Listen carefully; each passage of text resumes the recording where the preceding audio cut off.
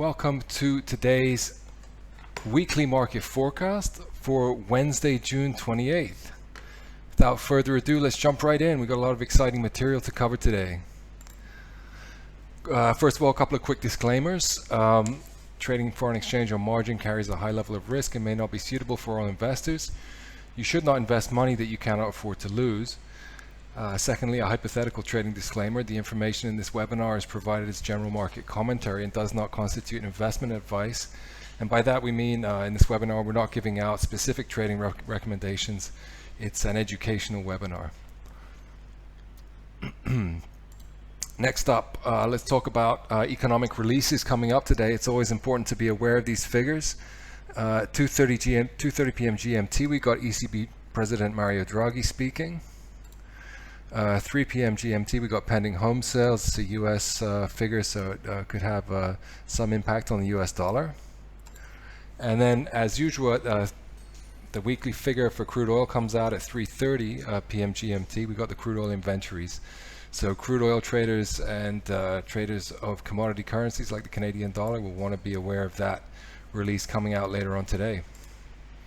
Let's talk about what we're going to cover today. We're going to cover, as usual, key support and resistance levels. Recent and emerging chart patterns, so looking backwards and forwards for patterns emerging on the charts, technical indicators, and trading strategies. We've got an exciting trading strategy, a new one to cover today relating to trading breakouts at the open of the London trading session. So we'll get into that in just a minute. Tools we're going to use, key takeaways. We're going to use trend lines and patterns using trend lines, flags, pennants, that kind of thing. We're going to look at multiple time frame analysis, very important tool in your trading. We're going to look at moving averages and moving average crossovers. We're going to use momentum oscillators, stochastics, RSI, that kind of thing. We're going to look at an instance of Fibonacci on the British pound chart today. And we're going to look at this opening range breakout trade that I mentioned just a minute ago.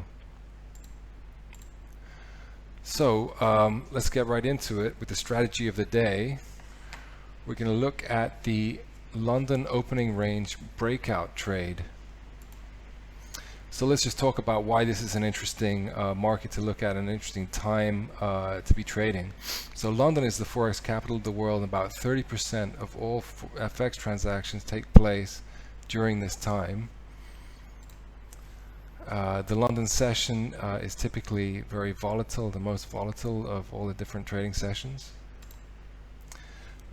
Before the London trading session, we've got the Australian session with the Sydney session, and then the Tokyo session, and then which is followed by the London session, and then after that we have the New York session. Good to be aware of all these different trading zones.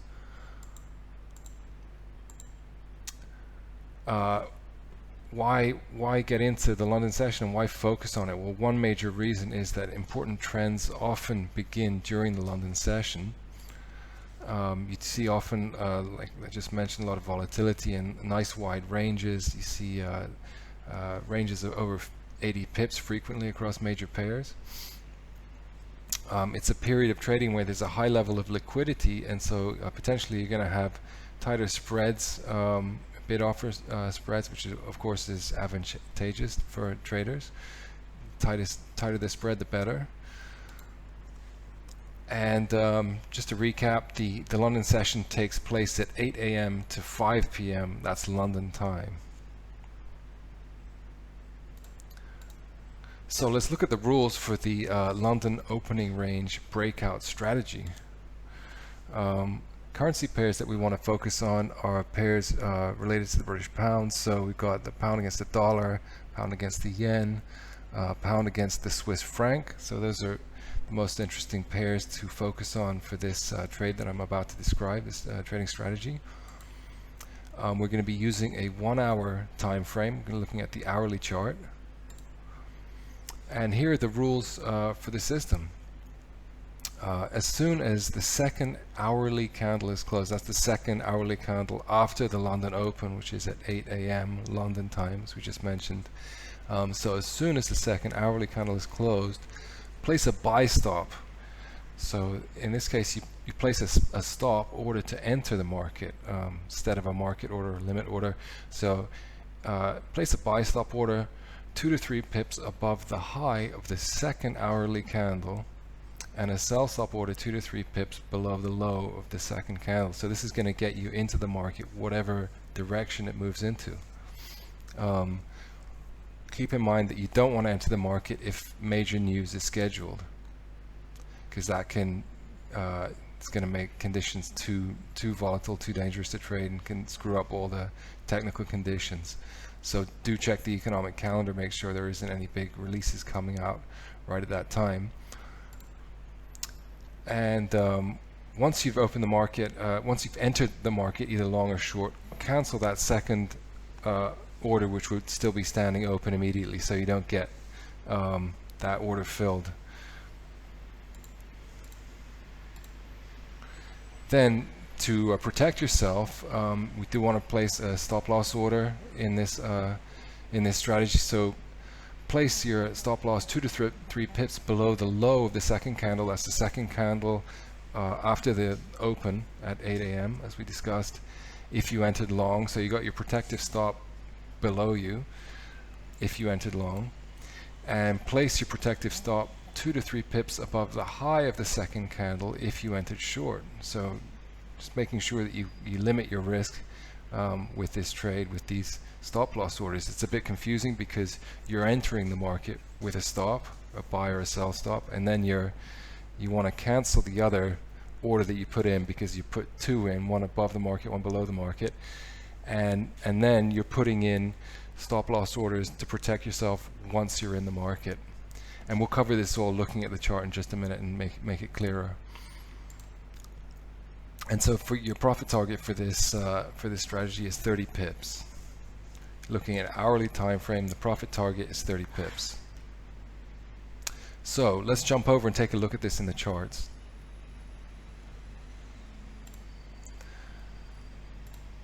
Right. Okay. So here we are. Pulled up the British pound, cable British pound against the US dollar. We're looking at today's chart. Let's pull up the crosshairs here, and this is the candle where the London Open took place. So this is 8 o'clock London time. Second candle here. So you would have placed your buy stop a couple of pips above the high of this candle. So you would have got filled here. You'd be long right now. You have an open long position. You would have put a sell stop down here that would not have got filled, and you would have canceled that. In terms of protecting yourself in this trade, you would put your sell stop here below the low of the second candle after the open. So what's going on in today's market, you would have got long here using this London Open breakout strategy, and price is just moving kind of sideways here. You'd still be in the market. You're still a long way from getting stopped out, and we'll have to wait and see what would happen with this trade. You just have an open long position right now basically, but I think you get the idea. Here's the first candle at 8 a.m. London time. The second candle, hourly candle, is here, and you put a buy stop above it, a couple of pips above it, and you put a sell stop a couple of pips below it. So you're going to get into the market one way or another eventually with this trade. And then once you're in the market, you put your protective stop here if you're long, and here a couple of pips above here, the high of the second candle if you're short. And that's basically it. Opening range breakouts have been a popular strategy for a long time. They were made famous by a guy called Toby Crabell, a fund manager in the States who successfully traded and built up a big fund using an opening range breakout strategy similar to this. So there's our strategy for the day, and let's jump in and look at some of the other charts and what's going on. We got some interesting moves in the market this week. Moving over and looking at the euro, we can see that the euro broke through major horizontal resistance to the upside here with some of the fundamental news that came out with more hawkish comments from Mario Draghi. I'm sure Yochai went in depth into that subject. Do look out for Yochai Elam's fundamental analysis webinars, where this material is covered in detail. He's an excellent fundamental analyst. So in any case, we saw this nice move upwards, and with the big news of Draghi making more hawkish comments, and pierced here through this horizontal resistance level to the upside, and we saw some pretty nice follow through to the upside here. What else is going on here in the euro? Do take note that this was a substantial level because of this, touched it right back here. We've got some support down here, some trendline support down here. We've got the 200 period simple moving average to the downside here, which had provided support, and more support to the downside here. So looks like the euro is very much in bullish territory and has some room to move higher. Switch over and look to the British pound here on the daily chart again. It's a nice nice example of a swing high and low, and gives us a chance to pull out the Fibonacci tools and look at some of the levels that's telling us. So we're looking at the swing from the high here to the low here, and we can see that this 38% retracement level came into play here, and as I always say, the 50% level of this move is a very important one. So I would definitely be looking at this 132.54 level for potential resistance in the British pound.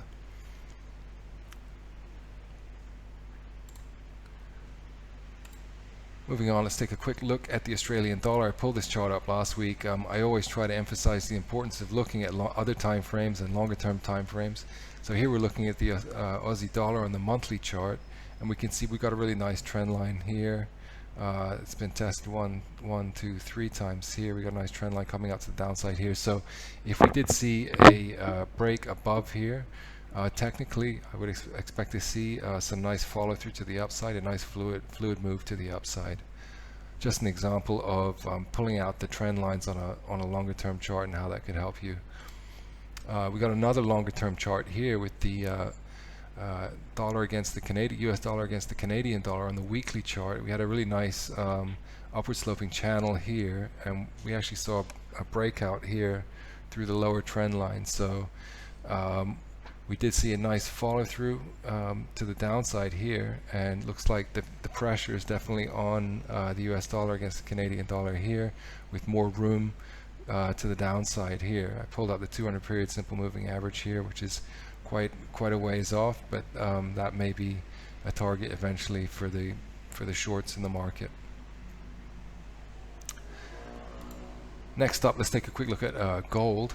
Had a double top here in gold. Price still holding above the 200 period simple moving average. We had this bearish moving average crossover here with the 50 crossing below the 200. So a really nice sharp down move there off of that, and now price more in an uptrend, holding above the 200 period simple moving average, and so the outlook is more bullish for gold right now, as long as it holds above that 200 period simple moving average. Next up, let's look at silver. Really nice trending market, silver. On the daily chart, we have a channel here, so a pretty well defined channel here. It's been this trend line tested here and here and here and here and here, and I wanted to zoom in closer. We had looked at a trading system in silver last week, and I just wanted to bring that up again because I think it's really useful to identify which markets are trending and on which time frames they're trending. And silver, for the trading system that we were looking at, was trending very nicely on the daily time frame. I just want to pull up and illustrate how this could be useful to you. So our entry trigger on the system that we had discussed last week was a cross of the 5 period exponential moving average crossing over the 10 period, and we can see that here the crossover, the 5 crossing over the 10, there was a beautiful fluid down move off of that. You could have got some confirmation from your oscillators with stochastics reaching a little bit above 80 and back below it again with the momentum, the upward momentum slowing. So this was a really nice setup with the 5 crossing the 10 period here. And if we zoom back, there's some other nice ones too.